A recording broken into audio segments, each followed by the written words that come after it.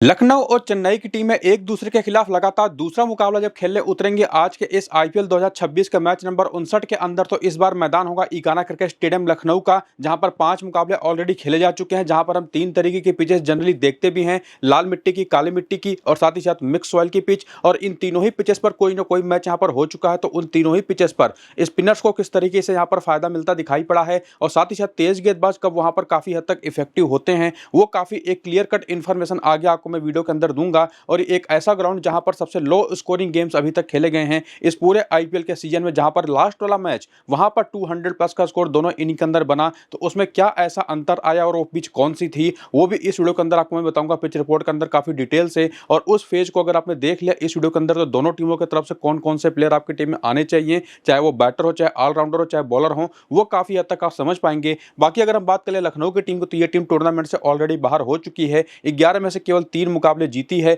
और पिछला मैच भी ये टीम जो हारी वो चेन्नई के ही खिलाफ हारी है। जबकि चेन्नई की टीम जिसने पिछले वाले मैच में इसी लखनऊ की टीम को 5 विकेट से अपने होम ग्राउंड पर हराया था, जो कि चेन्नई के अंदर है। ये टीम भी अगर हम बात करें तो 11 मुकाबले में से 6 मुकाबले जीती है, 5 मुकाबले हारी है। लेकिन एक बेहतर चीज जो इनके लिए है कि 3 मुकाबले पिछले बैक टू बैक जीती है और पहले 3 मुकाबले टूर्नामेंट के शुरुआत में हारने के बाद आखिरी के 8 में से 6 मुकाबले जीती है और वन साइडेड जीती है। ऐसी वैसी जीते इन्होंने दर्ज करी नहीं है और काफी हद तक इनकी बॉलिंग चेन्नई की जो रही है वो काफी बड़ा माइलस्टोन क्रिएट कर रही है। और जिस तरीके की पिचेस अब आईपीएल के अंदर हमने देखी है, जहां पर फिलहाल अगर हम लखनऊ की ही पिच की बात कर लें, और जैसा मैंने आपको बताया कि यहां पर लाल मिट्टी की, काली मिट्टी की और मिक्स सॉइल की पिचेस देखने को मिलती हैं। जहां पर पहला वाला मुकाबला और तीसरा वाला मुकाबला जो खेला गया था वो लाल मिट्टी की पिच पर हुआ था, जबकि जो 12 अप्रैल वाला मैच था जो कि दिन का मैच था, शाम को 3:30 बजे से खेला गया था, ये मिक्स सॉइल की पिच पर खेला गया था। जबकि बाकी आखिरी के दोनों मुकाबले वो काली मिट्टी की पिच पर खेला गया था। लेकिन अंतर यहां पर एक चीज जो देखने को मिल रही है लगातार इस पूरे आईपीएल के अंदर, चाहे किसी भी ग्राउंड पर मैच हो, अगर किसी भी पिच के ऊपर लगातार कोई दूसरा मैच खेला जा रहा हो या टूर्नामेंट का तीसरा मैच किसी पिच के ऊपर खेला जा रहा हो, चाहे वो किसी भी मिट्टी की पिच हो, उस पर चूंकि गर्मी काफी अच्छी खासी पड़ रही है तो वाटरिंग भी अच्छी खासी की जाती है। यानी कि लगातार पिच के ऊपर पानी मैच के एक दिन के पहले डाला जाता है, तो कई बार घासें भी वहां पर काफी हद तक ग्रो कर जाती हैं। और ये चीज हमने काली मिट्टी की पिच पर पिछले वाले मैच में देखा, जहां पर पहले वाले मैच में केकेआर की टीम ने केवल 155 रन बनाए थे काली मिट्टी वाली पिच पर, और उसके जवाब में लखनऊ की टीम को भी वो 155 रन बनाने में बहुत मेहनत करनी पड़ी और मैच टाई हो गया। लेकिन सेम उसी पिच पर जब दूसरा वाला मुकाबला खेला गया तो लखनऊ की टीम ने पहले बैटिंग करते हुए 209 रन बना दिए 3 विकेट के नुकसान पर, और पावर प्ले में ही 68 रन इन्होंने बना दिए थे। और उसके बाद आरसीबी ने ये स्कोर भी एक बार लगा कि चेज कर जाएगी, लेकिन 203 रन ही बना पाई 6 विकेट के नुकसान पर। तो काफी एक बड़ा डिफरेंस दिखाई पड़ा इन दोनों ही मैचेस में, सेम पिच पर जो कि खेले गए थे, और वो भी बैक टू बैक मुकाबले। अंतर अगर आप देखें तो ये वाला जो मैच था 26 अप्रैल को खेला गया था, ये 7 मई को खेला गया, तो काफी बड़ा गैप था। तो ऐसे गैप्स अगर आप किसी भी पिच के ऊपर देखें, भले ही यूज्ड पिच पर मैच खेला जाए, तो आप समझ करके चलिए कि पिच में ज्यादा वेयर एंड टेयर अब बचा नहीं होगा। और वो चीज हमने इन्हीं दोनों पिचेस पर देखी, जो सेमी पिच थी पिच नंबर 6, और पिच नंबर 6 जो थी ब्लैक सॉइल की पिच, यहां पर सबसे कम टर्न, जो कि बहुत ही अनयूजुअल है। ब्लैक सॉइल की पिचेस जो होती हैं वहां पर सबसे ज्यादा हेल्प मिलती है स्पिनर्स को, लेकिन ये एक ऐसी पिच है जहां पर स्पिनर्स को इन बाकी दोनों पिचेस के मुकाबले, जो लाल मिट्टी की और मिक्स सॉइल की पिच है, उनके मुकाबले सबसे कम टर्न काली मिट्टी की ही पिच पर अभी तक देखने को मिला है। जबकि सबसे ज्यादा टर्न मिक्स सॉइल वाली पिच पर देखने को मिला था, जो कि दिन का मैच था। और बाकी रेड सॉइल वाली पिच, जिस पर 2 और मुकाबले खेले जा चुके हैं, उस पर टर्न था 1.8 डिग्री का। और ध्यान रखिएगा कि यहाँ पर जो लाल मिट्टी की पिच है, इसकी एक और खासियत है कि यहाँ पर पावर प्ले में भी तेज गेंदबाजों को अच्छी खासी सीम की मूवमेंट मिलती है। और इसी वजह से इन दोनों ही मैचेस में देखेंगे तो शुरुआती 6 ओवर में दोनों ही इनिंग्स का अगर आप मिला लें दोनों मैचेस में, तो टोटल 12 विकेटें गिर गई हैं। और पिच चाहे जो हो, ये तो पावर प्ले का डिफरेंस आपने देख लिया लाल मिट्टी की पिच पर, मिक्स सॉइल की पिच पर और काली मिट्टी की पिच पर। लेकिन एक और डिफरेंस जो है वो काफी हद तक सिमिलर ही है, उसको डिफरेंस आप कहेंगे नहीं। मिडिल ओवर्स में जाकर के पिच पर गेंद फंस करके अब आ रही है, क्योंकि इतनी गर्मी है और इतना ड्राई नेचर है ह्यूमिडिटी के होने के बाद, कि जो है वहां पर काफी हद तक पिचेस ड्राई हो ही जाती है, गेंद पुरानी होती है तो फंस करके बल्ले पर आती है। तो ये चीज हमने हर एक तरीके की पिच पर देखा है। बाकी डिग्री ऑफ टर्न तो आप यहाँ पर देख ही पाएंगे। और इन 5 मैच में लगातार जो पिछले 3 मुकाबले खेले गए हैं, पहले बैटिंग करने वाली टीमें जीती हैं, उसके पहले के 2 मैचेस बैटिंग सेकंड करने वाली टीमें जीती थी। और यहां पर एकमात्र मैच ऐसा अभी तक 5 मुकाबलों में हुआ है जिसमें 200 प्लस का स्कोर बना था। और बाकी अगर थोड़ा सा और इतिहास में जाएं तो पिछले 13 में से 8 बार यहां पर पहले बैटिंग सेकंड करने वाली टीमें जीती हैं। और इसमें स्पिन को 36 और पेस को 98 विकेटें पिछले 13 मैचेस में इस मैदान पर मिले हैं, जिसमें पहली इनिंग में 98 में से 63 विकेटें हैं, सेकंड इनिंग के अंदर 41 विकेटें हैं। लेकिन अब इस बात के ऊपर आपको उतना ध्यान देने की जरूरत है नहीं, क्योंकि अब चूंकि 5 5 मुकाबले हो चुके हैं इस मैदान पर और हर एक पिच पर एक ना एक मुकाबला हो चुका है। तो एक चीज़ जो हमको देखनी पड़ेगी कि चाहे कोई भी पिच आज के इस मैच में मिले, अभी तक पिच नंबर 4, 5 और 6 पर ही मैचेस हुए हैं, तो अगर इनके अलावा कोई डिफरेंट पिच मिलती है तो फ्रेश पिच होगी, जो कि किसी भी मिट्टी की हो कोई फर्क पड़ता नहीं। और अगर फ्रेश पिच की फ्रेश मिट्टी वाली पिच होगी, तब वहां पर बैटिंग सेकंड करना किसी भी टीम के लिए फेवरेबल हो सकता है, वरना कोई भी टीम अगर यूज्ड पिच होगी तो पहले बैटिंग करना ही पसंद करेगी। तो इस पिच रिपोर्ट के बेसिस पर जो भी आज के इस मैच की हमारी फाइनल टीम बनेगी, वो तो आपको मैं टेलीग्राम और व्हाट्सएप चैनल पर दूंगा ही। और साथ ही साथ जैसे मैंने आपको बताया कि आज के इस मैच में चाहे जो पिच यूज हो,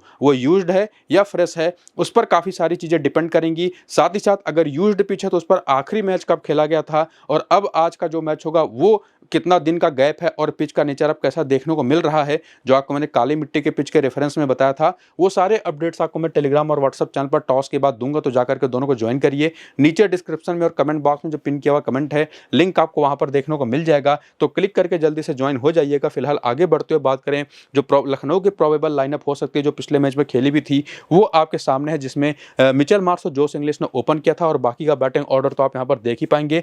बॉलिंग में प्रिंस यादव, अवेश खान, दिग्वेश राठी, मोहम्मद शमी और शहबाज अहमद भी थे। हिम्मत सिंह तो लोअर ऑर्डर में बैटिंग करते ही हैं। बाकी इनके पास जो बेंच है उसमें से काफी हद तक चांसेस है। और ये चीज आपको मैं बता दूं कि एनरिक नोरकिया और मैथ्यू ब्रिड्सकी का नाम आप यहां पर जरूर देख रहे हैं, लेकिन ये दोनों टूर्नामेंट से बाहर हो चुके हैं। लेकिन आयुष बदोनी है जिनको बैटिंग में यूज किया जा सकता है, जो कि ये टीम निश्चित तौर पर प्रयोग कर सकती है, कोई बड़ी बात उसमें है नहीं। अब्दुल समद भी उसमें एक ऑप्शन हो सकते हैं, मुकुल चौधरी भी एक ऑप्शन हो सकते हैं। इन तीनों में से कोई ना कोई अगर टीम के अंदर आ जाए तो कोई बड़ी बात नहीं है।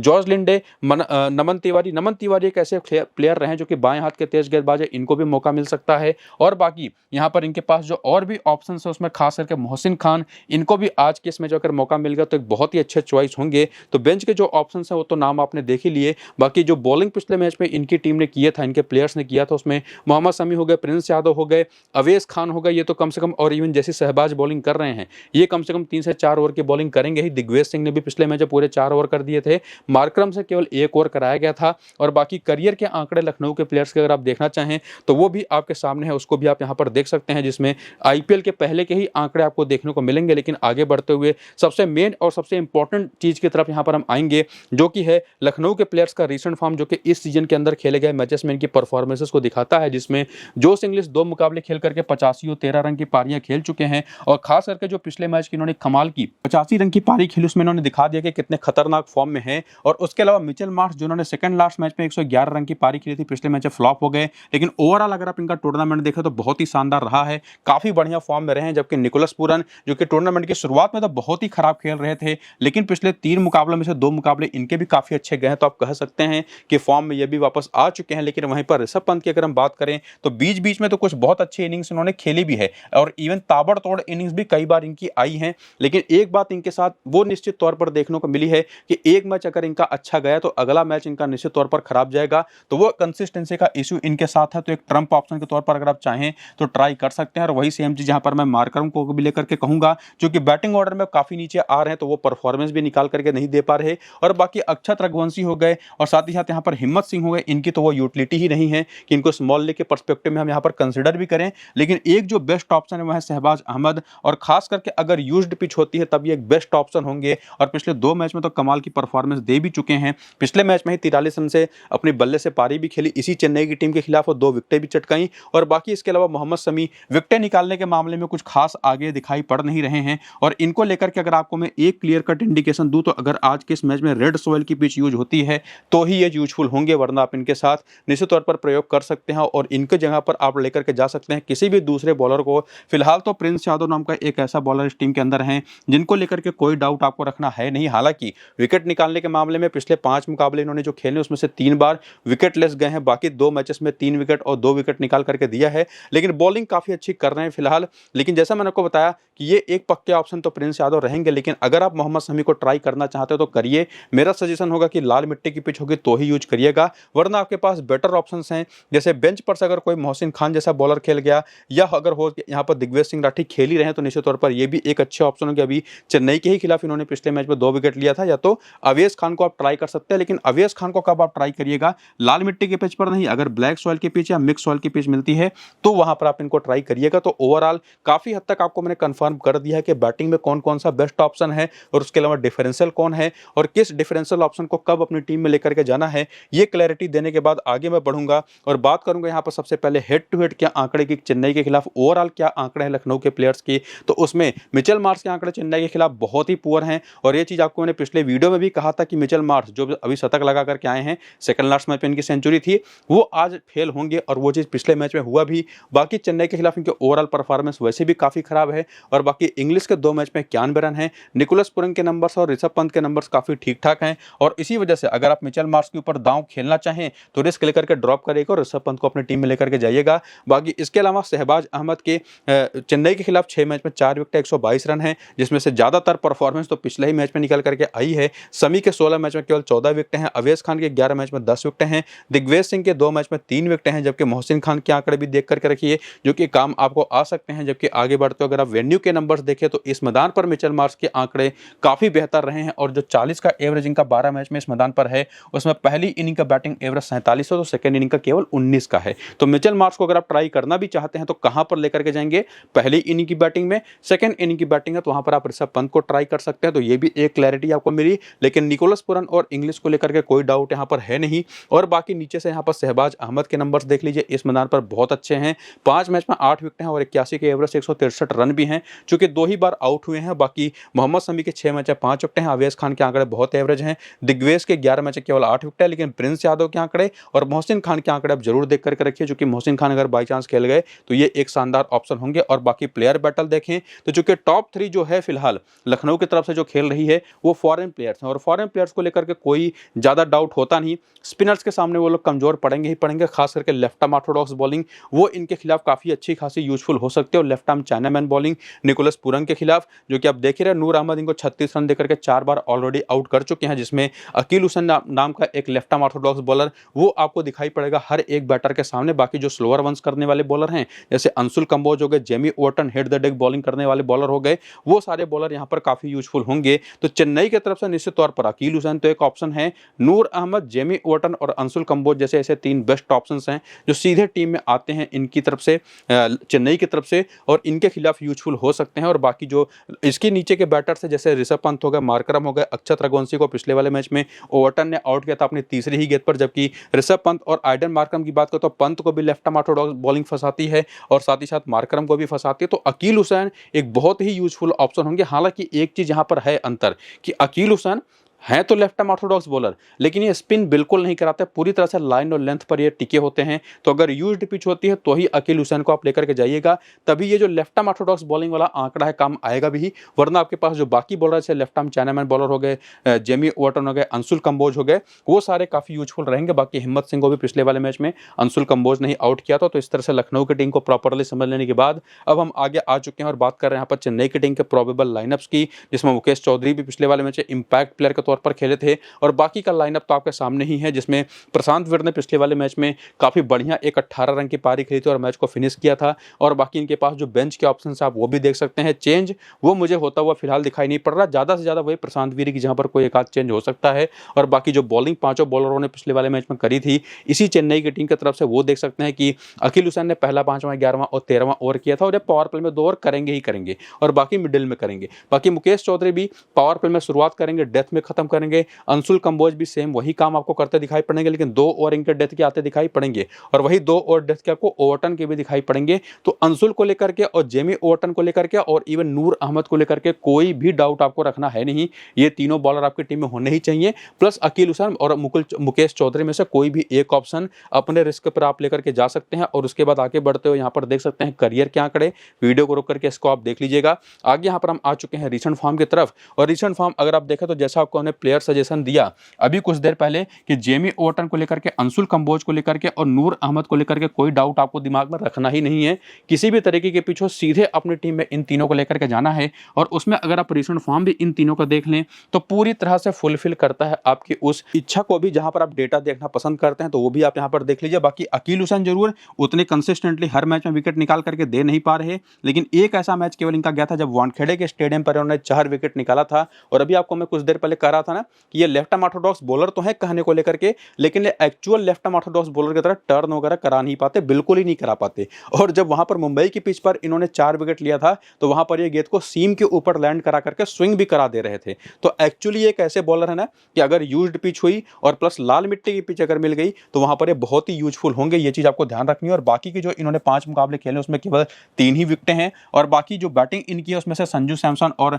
गायकवाड़ को लेकर के देखिए कोई डाउट है नहीं। और जैसी पारी पिछले वाले मैच उर्विल पटेल ने खेल दी है उसको देखते हुए ये मेरे हिसाब से तीसरे बेस्ट ऑप्शन हो सकते हैं। तो सेफ खेलना चाहें तो उर्विल पटेल को लेकर के जाइए, और थोड़ा सा रिस्क लेकर के अगर आप चाहें तो यहाँ पर डेवाल्ड ब्रेविस को भी लेकर के जा सकते हैं। लेकिन कब, अगर पहली इनिंग की बैटिंग होती है तब, सेकंड इनिंग की बैटिंग होती है तो दूसरे टर्म पे यहाँ पर होंगे कार्तिक शर्मा। तो यहाँ से भी आपको काफी हद तक मैंने क्लैरिटी दे दी है कि कौन कौन से प्लेयर कंफर्म है और कौन सा डिफरेंशियल ऑप्शन है और उनको कब लेकर के जाना है। और बाकी बेंच के भी जो ऑप्शन है उनके भी नंबर आप देख करके मुझे लगता नहीं कि ये टीम कोई खास चेंज करेगी फिलहाल। और बाकी हेड टू हेड के आंकड़े अगर आप देखें तो लखनऊ के खिलाफ इनके प्लेयर्स के आंकड़े खास करके टॉप ऑर्डर के तीनों ही बैटर्स, जिसमें उर्विल पटेल ने भी पिछले मैच 65 रन बनाया था, कमाल के आंकड़े हैं। पहले 8 गेंद में 6 छक्के उड़ाए थे उर्विल पटेल ने पिछले वाले मैच में। और बाकी कार्तिक शर्मा के नंबर देख लीजिए, डेवाल्ड ब्रेविस के आंकड़े बहुत ही एवरेज हैं, शिवम दुबे के नंबर्स हैं तो बड़े अच्छे, लेकिन फिलहाल इनका बैटिंग ऑर्डर वो इनके खिलाफ जा रहा है। और बाकी बॉलिंग में ओवरटन, अकील हुसैन और साथ ही साथ अंशुल कंबोज और नीचे नूर अहमद के आंकड़े ये सब देख सकते हैं आप। यहाँ पर एक साथ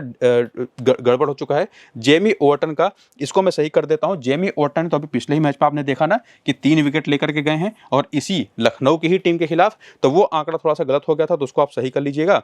बाकी आगे मैं बढ़ता हूँ, दिखा देता हूँ एक बार फिर से। तो पिछले मैच में विकेट इनका दिखा नहीं रहा, लेकिन वो 3 विकेटें ले चुके हैं, एक बात आपको ध्यान रखनी है, वो एक करेक्शन था। बाकी वेन्यू के भी नंबर आप देख लीजिए, दोनों टॉप ऑर्डर के जो बैटर्स हैं, ओपनर्स कमाल खेलते हैं इस मैदान पर, स्पेसिफिकली संजू सैमसन और बाकी शिवम दुबे के भी आंकड़े यहाँ पर ठीक ठाक है, लेकिन वही बैटिंग ऑर्डर वाला जो इनका लफड़ा है। और बाकी ट्रम्प ऑप्शन के तौर पर रोटेट करके आप इनको लेके जा सकते हैं। और बॉलिंग के भी आंकड़े आप देख सकते हैं जो कि उस लेवल के नहीं है कि इसके दम पर आप किसी को अपनी टीम में लेकर के जाएं। एक्चुअली रीसेंट फॉर्म वो मोर देन इनफ था कि आपको बताने के लिए ये कौन से प्लेयर कब बेस्ट होंगे। और बाकी प्लेयर बैटल अगर आप देखें तो एक जो चीज रही है इनके टॉप ऑर्डर की वो है स्पिन बॉलिंग, चाहे वो ऑफ स्पिन बॉलिंग हो, लेफ्ट आर्म ऑर्थोडॉक्स बॉलिंग हो, किसी भी तरीके की बॉलिंग हो, जो धीमी गेंदें आती हैं वो परेशान तो करती है टॉप ऑर्डर के तीनों बैटर्स को, लेकिन उसमें संजू सैमसन निश्चित तौर पर T20 क्रिकेट में खास करके उतने परेशान नहीं रहे हैं।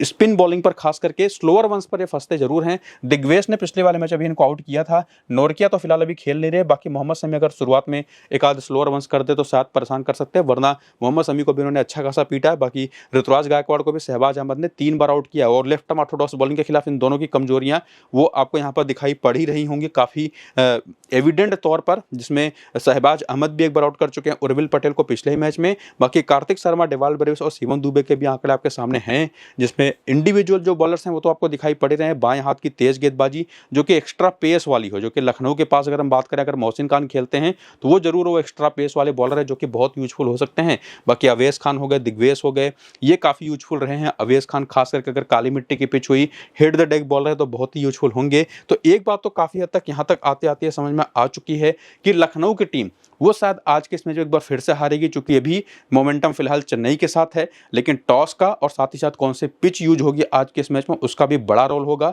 तो वो सारे जो रोल्स हैं दोनों तरीके की चीज़ों के वो आपको मैं क्लियर कर दूंगा अपने टेलीग्राम और व्हाट्सअप चैनल पर, जहां पर ये तो बता ही दूंगा कि कौन से पिच है, क्या उसका नेचर है, क्या आज के इस मैच में होने वाला है। और साथ ही साथ अपनी जो फाइनल टीम होगी वो भी टेलीग्राम और व्हाट्सअप पर दे दूंगा। तो नीचे डिस्क्रिप्शन में और कमेंट बॉक्स में जो पिन किया हुआ कमेंट है, लिंक वहां पर आपको मेरे टेलीग्राम और व्हाट्सअप चैनल का मिल जाएगा, जहां पर आपको मैं सारे अपडेट्स देता हूं और पिच रिपोर्ट हिंदी में ऑडियो का भी देता हूं और इंग्लिश में भी देता हूं। तो जाकर के ज्वाइन कर लीजिएगा डिस्क्रिप्शन और पिन कमेंट में दिए गए लिंक से। बाकी वीडियो शुरू से अंत तक अगर आपने पूरा देख लिया है तो वैसे भी कोई डाउट आपका बना नहीं, और इवन आप मल्टीपल टीमें बना सकते हैं। फिलहाल इस वीडियो को यहीं पर करेंगे खत्म, चलते हैं, नमस्कार।